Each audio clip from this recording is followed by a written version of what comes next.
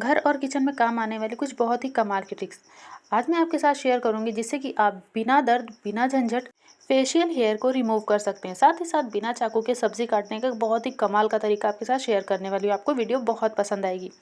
तो सबसे पहले ट्रिक को देख लेते हैं। यहाँ पर देखिए, जब भी हम दूध उबालते हैं तो आपने देखा होगा कि इस तरीके से भगोने में थोड़ा बहुत मलाई लगा ही रहता है, जिसे कि हम ऐसे ही कई बार फेंक देते हैं या कई बार इसमें डो वगैरह लगा लेते हैं। लेकिन आज आपको मैं बहुत ही हट के एक ट्रिक बता रही हूँ जो कि आपको बहुत ही पसंद आएगी। यहाँ पर मैंने इसमें थोड़ा सा ग्लिसरीन डाल दिया है और साथ ही साथ इसमें मैंने डाला है 2 पिंच के आसपास हल्दी।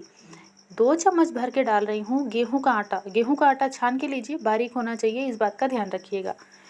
और यहाँ पर इन सभी चीज़ों को अच्छे से मिक्स कर लेना है। अगर आप जो है आपको ये थोड़ा सा ड्राई लगे तो आप यहाँ पर थोड़ी सी ग्लिसरीन और ऐड कर लीजिए। अगर आप ग्लिसरीन नहीं डालना चाहते हैं तो यहाँ पर आप थोड़ा सा पानी भी डाल सकते हैं, लेकिन अगर आप ग्लिसरीन डालते हैं तो बहुत ही बढ़िया सा आपको रिजल्ट मिलेगा। देखिए, इसे मैंने मिक्स कर लिया है। ये इस तरीके से एक चिपचिपा सा डो तैयार हो जाता है।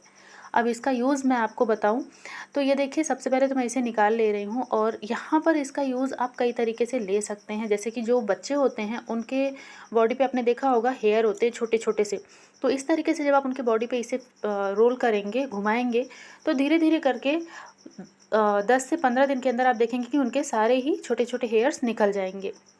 और साथ ही साथ आप अपने हाथों पे, अपने फेस पे इसे इस तरीके से लगा सकते हैं, जिससे कि क्या होगा, आपके फेस पे जो छोटे छोटे हेयर होते हैं ना, वो धीरे धीरे करके जड़ से निकल जाएंगे, जो कि बाद में वापस बिल्कुल भी नहीं आएंगे। लेकिन ये आपको रेगुलर करना होगा हर रोज़।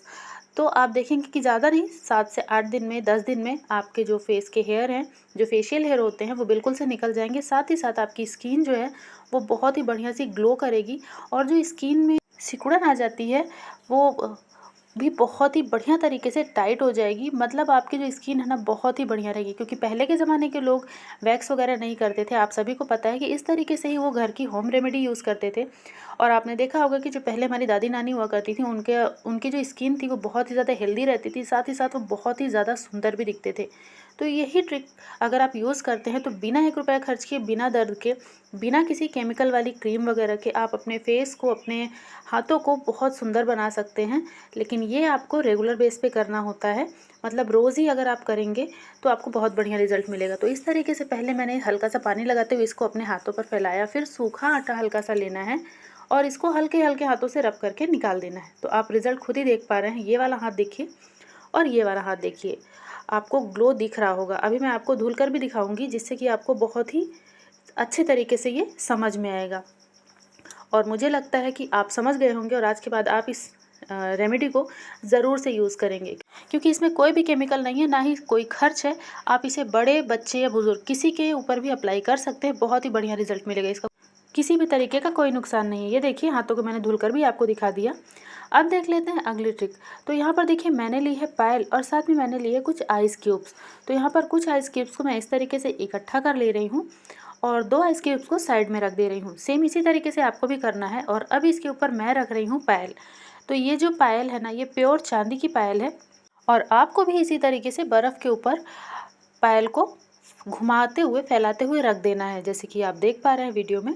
अब आप सोच रहे होंगे इसको रखने से होता क्या है। इसको रखने से आप घर में ही पता कर पाएंगे कि आपकी जो ये पायल है या फिर जो भी चांदी का आपका सामान आपने ख़रीद कर रखा है या लेकर आए हो, वो प्योर है या नहीं है। इस तरीके से आप थोड़ी देर के लिए छोड़ दीजिए और आप ध्यान देते रहिए दोनों ही आइस क्यूब्स पे। मतलब ये जो 2 साइड में रखा है ये भी, और जो इधर रखा है ये भी, जिसके ऊपर हमने पायल रखी हुई है।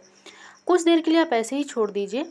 उसके बाद आप यहाँ पर पायल को हटाइए तो आप देखेंगे कि अगर आपके पायल में थोड़ा बहुत भी दूसरा धातु मिक्स है तो बर्फ़ बहुत तेज़ी से गलेगी, पहला इंडिकेशन। और दूसरा ये कि ये जो पायल है ना, आपको थोड़ी थोड़ी सी काली काली सी नज़र आएगी।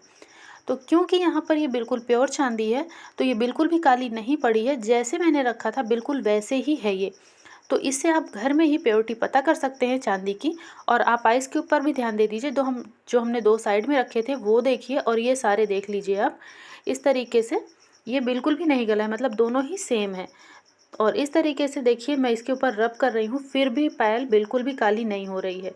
तो ये दोनों ही तरीके आप यूज़ कर सकते हैं और पता कर सकते हैं घर में ही, बिना किसी 1 रुपये खर्च किए, कि आपने जो पायल ख़रीदी है, जो आपके पास चांदी है, वो प्योर है या फिर उसमें मिलावट है। उम्मीद है ये ट्रिक आपको ज़रूर से पसंद आई होगी।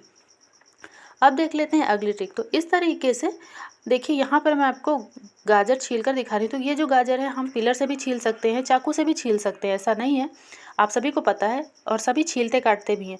लेकिन कई बार क्या होता है, हम किसी काम में व्यस्त हैं और हमें गाजर छीलना बहुत ज़्यादा ज़रूरी है, मतलब जल्दी है।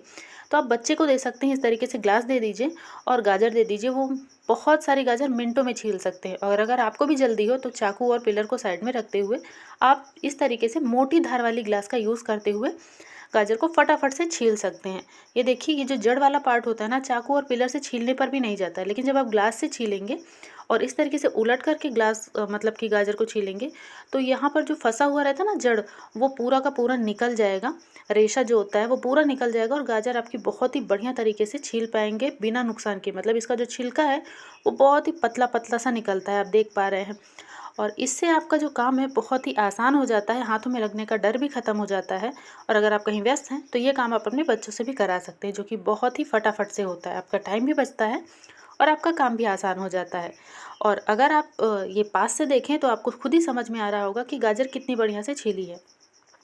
अब यहाँ पे बताऊँ तो हम चाकू से तो गाजर को काट ही लेते हैं, लेकिन आप चाहें तो बिना हाथों में लगने की टेंशन के आप इस तरीके से फटाफट से गाजर को छोटे छोटे टुकड़ों में काट सकते हैं। और हाँ, इसको काट करके आप हलवा भी बना सकते हैं। आप सोच रहे होंगे इतना बड़ा टुकड़ा, तो मैं वो भी बताऊँगी।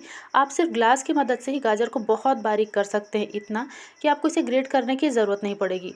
ना ही हाथों में दर्द होगा और ना ही आपको घंटों का टाइम इसमें लगाना है।